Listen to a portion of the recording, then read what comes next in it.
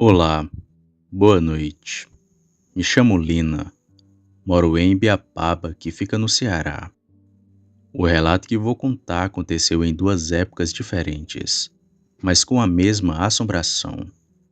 Primeiro vou contar o que ocorreu com meu saudoso vozinho, o seu mundinho. Segundo o que ele contava, ocorreu entre as décadas de 50 e 60. O meu avô era padeiro e precisava sair para o trabalho na madrugada. Ele morava na zona rural. Não ficava muito distante do centro, mas era uma distância até que considerável. Era 40 minutos mais ou menos para chegar em seu trabalho, percurso feito por ele a pé, que passava por estradas escuras e nebulosas. Além do mais, no centro era uma total escuridão, já que naqueles tempos as luzes não ficavam acesas a noite inteira, assim como é atualmente. Pois bem, em uma dessas noites trevosas e frias, ele vinha normalmente para o trabalho. Foi quando se deparou com galopes de um cavalo que vinham ao seu encontro. Meu avô achou que seria seu amigo que trabalhava com ele, e então o chamou com um assobio, que era comum entre os dois. Foi quando de repente os galopes do cavalo se intensificaram, e ele percebeu que junto aos galopes do cavalo enfurecido, vinha uma ventania. Mas meu avô não conseguia ver ninguém, já que estava escuro e parecia que aquele vento ia levar tudo. Ele se arrepiou e correu para a padaria que estava perto, e o amigo dele já estava lá. Então os dois seguraram a porta para aquele cavaleiro não entrar, já que o mesmo se desceu do cavalo fantasma e ficou andando e rodeando pela padaria. Eles ouviram e tentaram espiar numa pequena fresta, mas não viram nada. Seus passos pareciam como de alguém usando botas pesadas, e era um vai e vem. Ele ficou tentando entrar na padaria até o dia amanhecer, e meu avô e seu amigo só orando e pedindo a Deus para aquela coisa não entrar. Quando amanheceu, ambos saíram para procurar rastros de cavalo e de gente com botas do lado de fora, mas eles não viram nada. Só tinha apenas os rastros do meu avô e do seu amigo, que vinham de uma direção oposta do ocorrido. Depois dessa noite, meu vozinho largou até o seu ofício. Agora é minha vez de contar do ocorrido que aconteceu comigo. Era julho de 2009. Nessa época eu ainda era adolescente.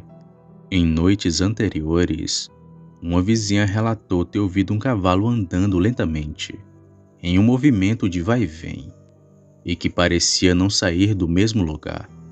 Ela olhava, mas não via nada, e ficou nisso a noite inteira. Pois então, eu também estava tentando dormir. Quando ouvi os galopes do cavalo passando, já sabia quem era, e não me atrevi nem sequer a levantar para ter certeza do que eu já sabia. Fiquei congelada na cama de medo, e hoje eu sei que ele ainda galopa por aí até hoje, esperando correr atrás de um desavisado, ou juntar seus olhos no de outra pessoa. Esse foi o meu relato, junto do meu querido e saudoso vozinho, o seu mundinho.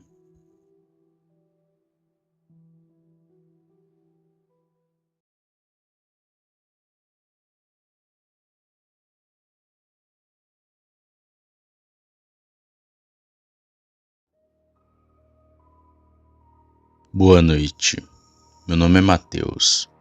Hoje moro numa cidade bem pequena no estado de Goiás, mas na época do caso, eu tinha 11 anos e morava na cidade de Rio Verde, que também fica em Goiás. Tudo o que vou contar aqui agora não é inventado, e acredita quem quiser. Lembro desse caso como se fosse hoje. A casa em que eu morava tinha 2 andares. Em cima morava eu, meu irmão e minha avó, que é surda. E na parte de baixo morava minha mãe e meu padrasto. Nos fundos dessa casa ou na rua de trás era apenas árvores, um mato grosso e bem alto, e ainda tinha um pequeno rio que passava por lá. Pois bem, tudo começou quando eu, o meu irmão e alguns amigos da minha rua. Fomos brincar por lá. Ficamos por ali até as 10 horas da noite. E só fomos sair quando escutamos um barulho de algo correndo para nossa direção. Saímos de lá rapidamente e voltei para casa. Foi aí que descobri que tinham cortado a energia, já que o antigo dono não pagou a conta de luz. O tempo passou e lá para as 11h25, eu escutei um uivo muito alto, mas muito alto mesmo. Um dos meus vizinhos até saiu na rua para ver o que fez aquele barulho, mas como vinha lá do fundo, onde tinha esse matagal, não tinha como saber exatamente o que fez aquele barulho. Bem, fui dormir e levantei depois de algumas horas para tomar água. Foi quando eu vi da janela, que era bem alta, um ser totalmente preto, bem grande e feio. Parecia que era meio corcunda e estava passando bem devagar pela rua. Foi aí que senti um cheiro de carne podre no ar, misturado com um cheiro de sangue, totalmente horrível. Até passei mal quando senti aquele cheiro. Tomei minha água e voltei a dormir, pensando ser coisa da minha cabeça. E novamente eu acordo, mas com outro uivo, um pouco mais baixo do que o anterior. E logo comecei a escutar os cães brincando e chorando, como se tivesse algo batendo neles. Foi quando do nada eu escutei um choro de cachorro muito alto, e logo depois tudo ficou em silêncio. Novamente voltei a dormir e só acordei no outro dia para ir à escola. Foi quando meu irmão abriu a porta que dava acesso à varanda de casa, que ele viu pegadas de barro e sangue que davam facilmente 40 ou 41 centímetros. Realmente era grande e estava fedendo muito também. Bom, quando nós descemos a rua para ir pelos fundos, já que por lá a gente chegava mais rápido na escola, eu, meu irmão e minha avó vimos sangue escorrido na rua até o mato. Nesse dia minha avó nos mandou ir pelo caminho mais longo e orou por mim e pelo meu irmão. E mesmo ela sem falar nada, eu sabia que minha avó já sabia o que tinha feito aquilo. Bem, fomos para a escola e logo o dia passou. Quando voltamos para casa, a minha mãe estava ajudando minha avó a lavar a casa, para tirar as marcas de pegada do chão. A minha mãe naquele tempo tinha um celular velho, mas mesmo assim ela tirou algumas fotos, que hoje em dia não sei onde se encontra. Bem, no meio do dia contei e mostrei para meus amigos tudo o que aconteceu na minha casa. Todos eles falaram ser o lobisomem, mas quando eram as 7 ou 8 da noite, eu escutei os meninos jogando bola na rua. Fui lá e avisei que tinha um lobisomem por perto. Eles começaram a rir e falaram que não tinham medo. Porém, um pouco depois, ouvi o mesmo uivo da noite anterior. Assim que os meninos que estavam lá embaixo jogando de bola escutaram aquele uivo, saíram todos correndo muito rápido para a casa deles, deixando até a bola para trás. Depois desse dia nunca mais vi ou ouvi algo por lá. Um mês depois fui embora daquela casa, mas tenho até hoje a memória do acontecimento.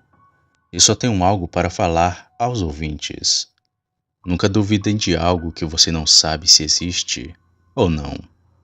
Que todos tenham uma boa noite e tomem muito cuidado.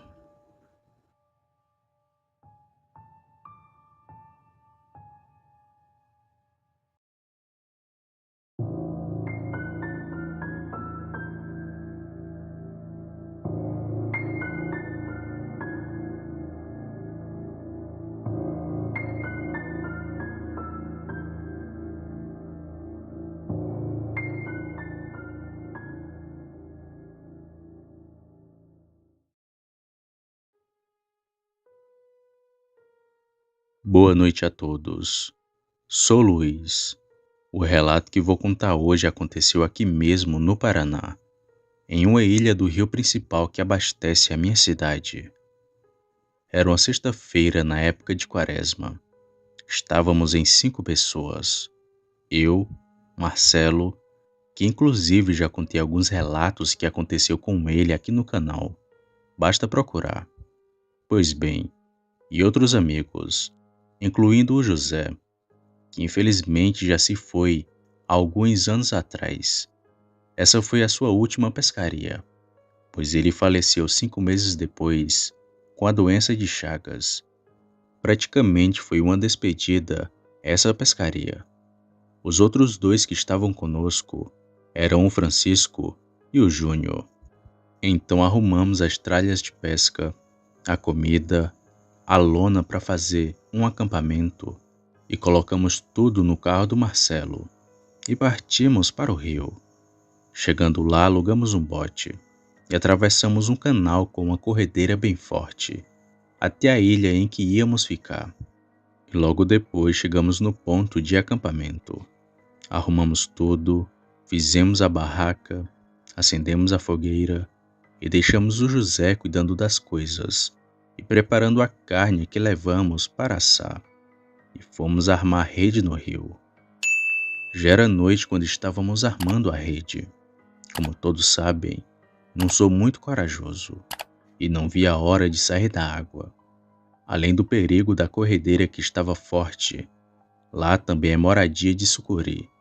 Inclusive já teve casos de pessoas que faleceram naquele rio. É o bote que vira e a corrente leva, causando o afogamento. Um rio muito traiçoeiro. Pois bem, quando estávamos terminando de armar a rede, escutamos os gritos do José e mais do que depressa remamos para a ilha. Chegando lá, o encontramos assustado. O rapaz estava branco igual uma folha de papel. Ele disse que ouviu um barulho estranho e foi olhar. E viu um tatu com bom tamanho. Começou a clarear com a lanterna e pegou o facão. Ele então foi atrás do bicho e encurralou o animal perto de uma árvore. Foi então que o tatu mudou de cor. Ficou bem branquinho e subiu numa árvore. Ficou olhando para ele e virou uma sombra. Logo saiu flutuando no meio das árvores. Deu um vento gelado na hora. E foi nesse momento que o José deu aquele grito que a gente ouviu. Nós tínhamos armado umas varas de pesca antes de armar as redes. E estava beliscando bastante. A gente estava pegando muito peixe. Era um atrás do outro. Porém, depois desse acontecido, não pegamos mais nada. A única coisa que fizemos foi comer e dormir, para tentar a sorte no outro dia. Mas naquela noite só o Marcelo que dormiu. Mas ninguém conseguiu pregar o olho. Escutávamos pedras caindo no rio, além de outros barulhos estranhos.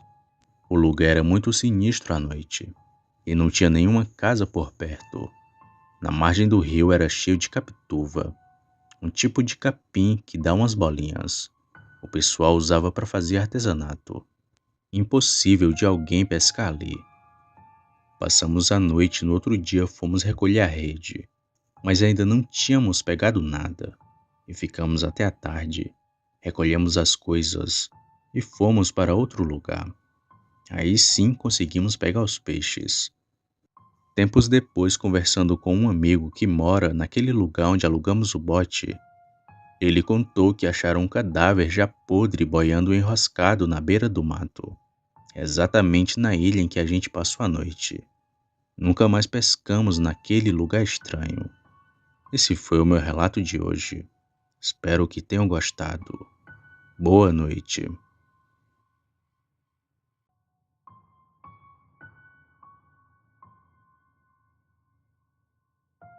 Opa, e aí? Se você chegou até aqui, significa que gostou do vídeo, ou que me aturou por longos minutos.